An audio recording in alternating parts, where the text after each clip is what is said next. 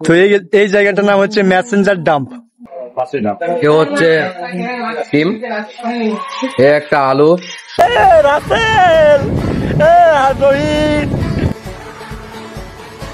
इसमें आपको बहुत मजा आने वाला है।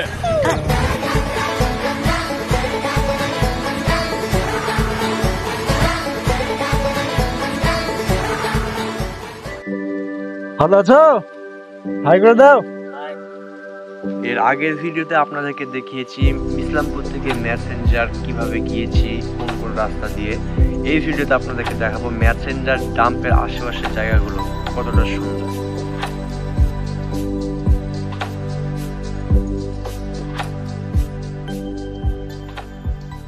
তো এই জায়গাটার নাম হচ্ছে মেসেঞ্জার ডাম্প, তাই তো সেলিমদা? Messenger dump. এটা মেসেঞ্জার ডাম্প। এখানে কিছু সেলিমদারা বা আমরা লালটু ভাইরা কিছু ফটো তুলবো, দেন এখান থেকে বেরোবো।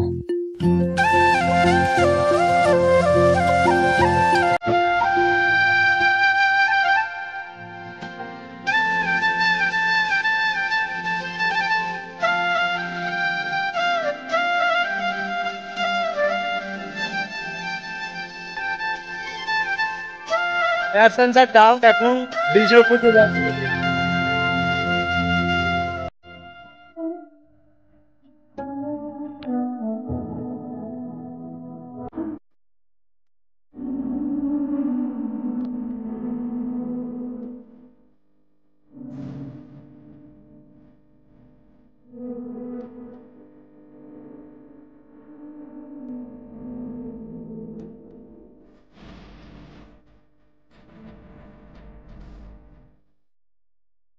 এই ব্রিজের রাস্তা দিয়ে বাইক ঢুকানো খুব মুশকিল, আমরা অনেক কষ্ট করে বাইকটা ঢুকেছি, এমনি বেরোচ্ছি কারণ একটু পরে আমরা হোটেলে যাব, সেখানে খাওয়া দাওয়া করবো এর জন্য।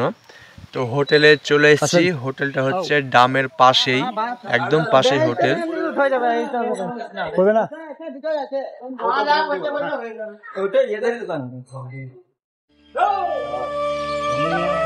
এটা হোটেলের উপর থেকে ডামের এক অসাধারণ দৃশ্য। এখন আমরা মেসেঞ্জার ডাম্পের পাশে একটা হোটেলে ঢুকলাম, এখানে ভাত খাবো, খাওয়ার পর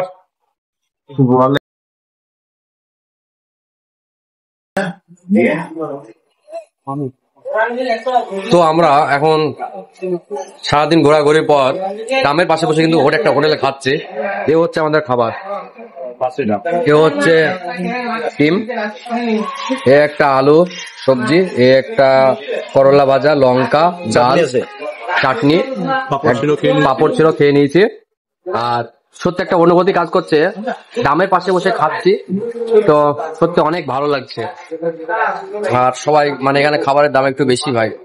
তো বেশি সৌন্দর্য হচ্ছে আমরা বাইকে সুন্দর সকালবেলায় আপনারা আসবেন, পাহাড় যারা পাহাড়কে বাইকে আমরা সকালবেলা রওনা দিয়েছি, প্রায় 170 কিলোমিটার পেরিয়ে আমরা মেসেঞ্জার ডাম্প চলে এসেছি। বর্তমানে আমরা আছি এখন মেসেঞ্জার ডাম্পে, চারিদিকে পাহাড়, প্রচন্ড রোদ, রোদের টিকা যাচ্ছে না, রোদের তাপমাত্রা অনেক। একদম আমাদের হাসিবুল দা একদম দাঁড়িয়ে আছে, ছবি টবি তুলছে। তবে আসবেন, যারা একবার আসবেন তারা কিন্তু মিস করবেন, জায়গাটা খুব অসাধারণ। যারা ভ্রমণ করতে ভালোবাসো তারা চলে এসছো মেসেঞ্জার ডাম্প, জায়গাটা ভালো, ন্যাচারাল জায়গা, মনে হচ্ছে পাহাড় তো না, হ্যাঁ ন্যাচারাল জায়গা। আমি ক্যামেরাটা দেখাচ্ছি, দেখো।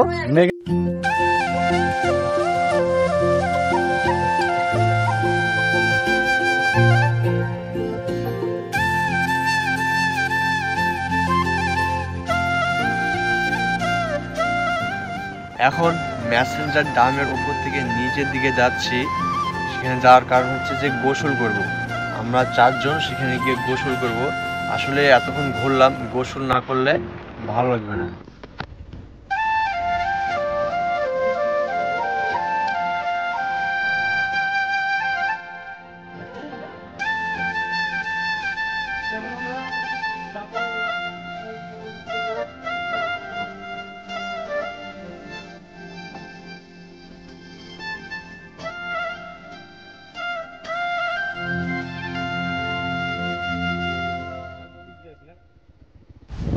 ওখানে আমরা এখন গোসল করবো।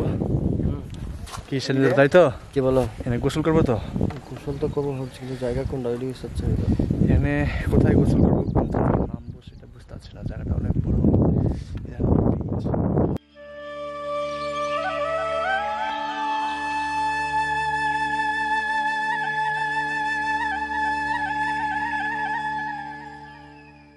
তো বন্ধুগণ, এখন গোসল করতে নামবো।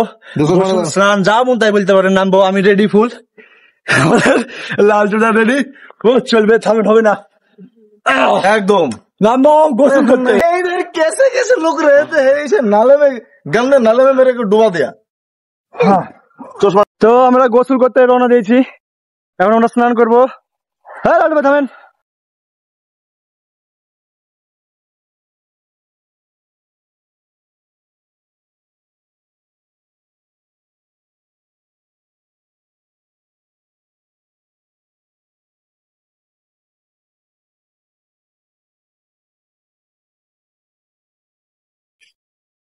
লালু ভাই একবার দেখেন তো কেমন।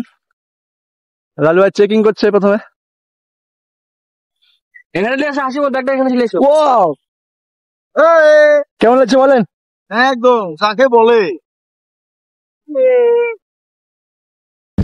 এবার মাছ ধরে নিছি। তো এখন আমরা ওয়াটারে পুরো স্নিগ্ধ প্রকৃতির বাতাস আর এই নদী একদম একদম মিশে গেছি পুরা প্রকৃতির সাথে একদম। রাসেল, রোহিত, আরিফ, পলাশ, কোনো কাজ নাই। বুয়া। তো কিছু মনে করো না, সব ঘুরতে আসলে এরকম ভাবে ঘোরা উচিত, একদম মনের মতন যেন ভালো লাগে। হ্যাঁ, তো ক্যামেরা ভিজে যাবে ভয়ে আমি সেভাবে ভিডিও করতে পারছি না, তো একবার চেষ্টা করি।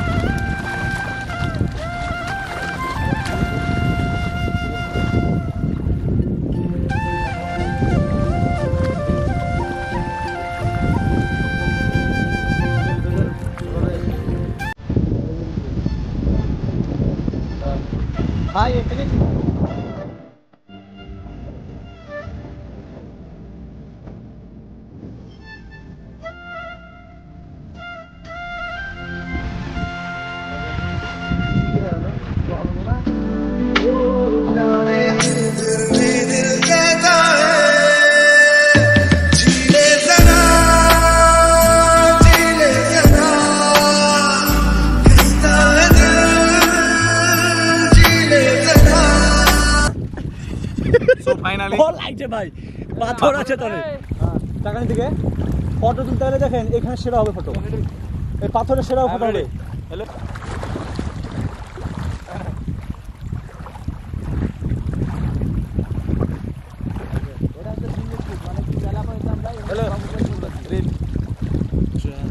তো আমাদের গোসল টোসল করা কমপ্লিট।